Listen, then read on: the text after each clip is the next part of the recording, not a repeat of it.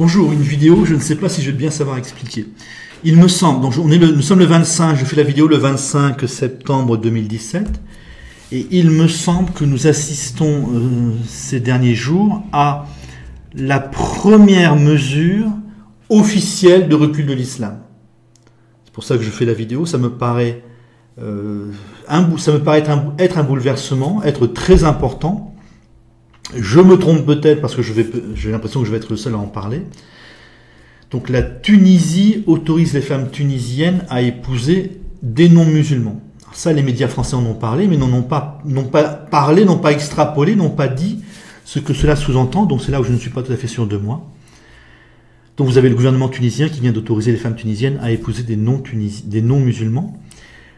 Comme la transmission de l'identité dans le monde maghrébin passe par le père, en gros, il me semble que ça signifie que le gouvernement tunisien accepte que des enfants de Tunisiennes ne soient pas musulmans. Donc, que le gouvernement tunisien considère que l'islam n'est plus essentiel, que l'islam n'est plus une partie essentielle de la définition de l'être humain. Les Tunisiens, en quelque sorte, viennent de considérer que les non-musulmans sont des êtres humains à part entière, des égaux par rapport à eux. Je crois que c'est ça que signifie cette mesure. Donc vous avez trois aspects. Un aspect officiel, c'est la première fois que j'entends parler d'un recul de l'islam, qu'un pays musulman considère que l'islam n'est pas important, ou n'est pas l'essentiel. Vous avez un aspect égalité homme-femme, dont je ne parlerai pas dans la vidéo, mais qui est très important pour nous Français dans nos relations avec les Maghrébins. Et donc cette troisième chose, ce troisième aspect, qui me paraît être le plus important, c'est que l'islam n'est plus considéré comme essentiel. En gros, à partir du moment où vous laissez des Tunisiennes épouser des non-musulmans, vous dites que l'islam n'est plus essentiel dans la définition de l'être humain. Il me semble que c'est ça. Donc si je ne me trompe pas, c'est un recul absolu, officiel de l'islam. Maintenant, il faut regarder si ce gouvernement n'est pas en porte-à-faux avec la population. Si jamais c'est un gouvernement qui ne comprend pas sa population, donc cette mesure serait malvenue, elle sera refusée. Donc il faut vérifier s'il n'y a pas de très forte opposition à cette mesure, vérifier si on n'a pas de très grandes manifestations contre cette mesure. Je vous fais la vidéo plusieurs jours après cette mesure, et apparemment ça passe assez bien en Tunisie. Je n'ai pas entendu parler de manifestations importantes ou violentes. Donc cela doit correspondre à l'évolution de la mentalité des nouvelles générations ou des classes moyennes, des classes 30% les plus riches, des classes moyennes tunisiennes. Si on a une recrudescence des attentats islamiques, ce ne sera pas un critère de refus de la population tunisienne. Ça signifie que ceux qui sont islamistes sont fous de rage devant cette mesure. Ça ne signifie pas qu'ils sont plus nombreux. En tout cas, très probablement pas. Alors pour comprendre d'où ça vient, où est le fondamental dans cette mesure? Vous avez une baisse des mariages entre cousins dans le monde musulman. Cette baisse du mariage entre cousins, le mariage entre cousins crée le clan, la fermeture sur soi, le fonctionnement en clan. Cette baisse des mariages entre cousins diminue le système clanique et fait s'effondrer le système clanique pour autre chose. Cette autre chose, on aurait pu avoir donc le patriotisme, l'oumma ou l'universalisme, c'est-à-dire qu'on aurait pu autoriser les femmes tunisiennes à épouser des Tunisiens, des gens de nationalité tunisienne, sans regarder s'ils sont musulmans ou pas. On aurait pu avoir donc l'extension, la fin du clan.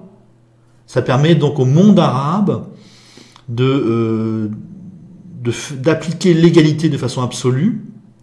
Là, les Arabes, ce sont des gens, les Arabes, les Maghrébins, sont des gens divisés qui rêvent d'unité par l'oumma. Donc on aurait pu avoir cette oumma, l'unité du monde musulman. On aurait pu. Donc pour nous, ça aurait été gravissime. Pour nous Français, ça aurait été gravissime. Donc on aurait pu avoir le choix d'épouser tous les musulmans, d'avoir ce discours-là. Je pense que ça existe déjà, mais les Tunisiens donc ont choisi l'universalisme, c'est-à-dire que en décrétant que les femmes tunisiennes peuvent épouser tout homme sur la planète et non pas uniquement des musulmans, on n'aura pas ce cauchemar de l'Oumma, on n'aura pas ce cauchemar de l'unité du monde arabe, du monde arabo-musulman ou du monde musulman. Vous aurez des pays qui vont proposer l'égalité pour tous les gens de la planète. Ça, c'est très important. C'est le cauchemar de l'Oumma qui recule énormément. Vous aurez, donc avec l'égalité homme-femme, avec le choix de l'universalisme, en considérant que les Tunisiennes peuvent épouser tout homme sur la planète, les Tunisiens considèrent que tous les êtres humains sur la planète sont des êtres humains, à part entière, égaux, en fait. Et donc, vous aurez, nous aurons, nous, Français, un soulagement pour pas mal de problèmes dont je parle en conclusion. Donc, une des conclusions que nous pouvons avoir, c'est que ce que la Tunisie propose là, c'est la direction générale de tous les pays musulmans proches de chez nous. Je parle de ceux qui sont proches de chez nous parce que je les connais un peu mieux, parce que ça nous concerne directement. Je ne sais pas ce qui se passe en Indonésie, ça ne m'intéresse pas tellement. C'est très probablement vers cela que vont les pays musulmans. Il y a une diminution des mariages entre cousins dans tous les pays musulmans, et la mentalité égalitaire devrait les pousser à considérer que tous les êtres humains sont égaux, donc on peut, sous-entendu qu'on peut épouser des non-musulmans. Et ce jour-là, bon, si le Maroc, l'Algérie et la Turquie passent à cela, nous aurons infiniment moins de problèmes, moins de tensions entre les Français d'origine turque et maghrébine ici en France et les Français. Donc c'est très important. Alors c'est la direction probable générale de tous les pays musulmans proches, parce que c'est tous à peu près le même fonctionnement, en clan, d'égalité des hommes, de femmes considérées comme des enfants, et de quoi encore, c'est à peu près tout. La seule différence, ou la différence essentielle, c'est l'alphabétisation. Plus les gens savent lire et écrire depuis longtemps, et bien plus le recul de l'islam doit être effectif. C'est-à-dire que on a l'alphabétisation de masse, 50% des hommes jeunes savent lire et écrire, vous avez donc le peuple qui entre en politique, dans l'islam radical, puis ça se calme. Et nous commençons à entrer dans cette situation-là, où on a encore des islamistes en Tunisie, mais vous avez cette fois-ci beaucoup de gens qui considèrent que l'islam n'est plus important. On devrait avoir cette direction-là pour tous les pays, de la Turquie au Maroc. Donc pour nous, Français, c'est un soulagement absolu.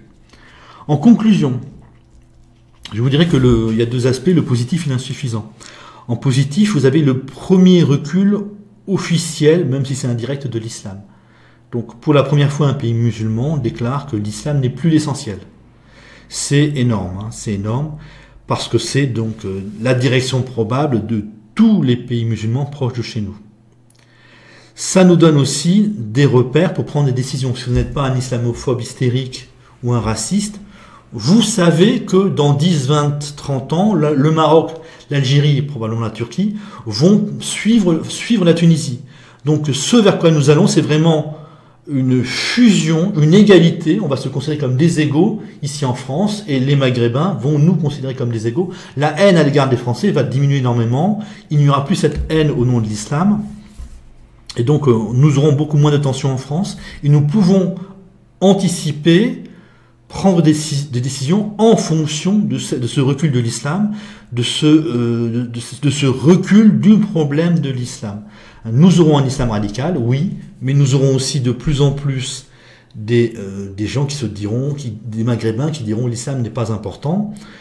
Et entre parenthèses, donc si l'islam radical se maintient en Europe, ce sera là cette fois-ci sur le racisme des pays d'accueil. Vous aurez aussi en positif une influence directe sur les Tunisiens en France, qui constitue une partie assez importante, 20 ou 25% probablement des musulmans en France.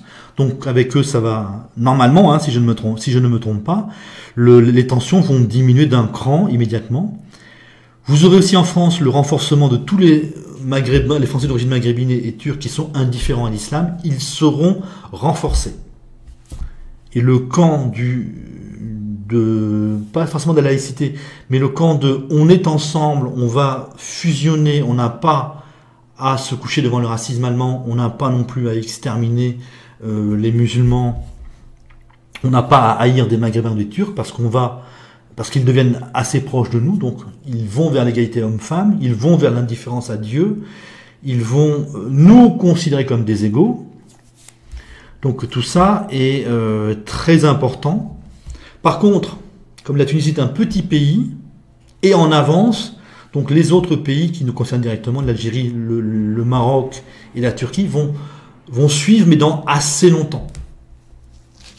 Alors que je pense que nous allons devoir prendre de grandes décisions assez vite. Ça, c'est le côté négatif.